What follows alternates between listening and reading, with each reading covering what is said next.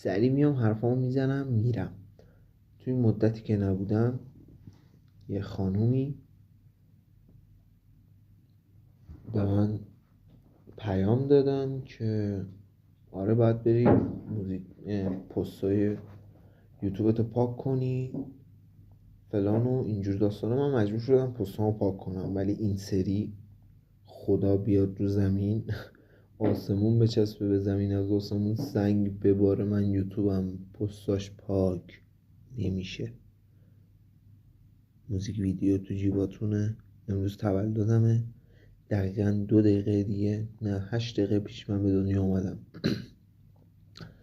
کادو تولدم بهتون موزیک ویدیو سانکلادم هست،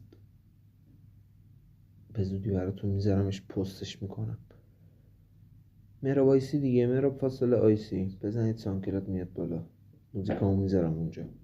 این چنل هم این بعد برای موزیک، تغییر کاربری هم داده نخواهد شد، اتمام حجت یا علی.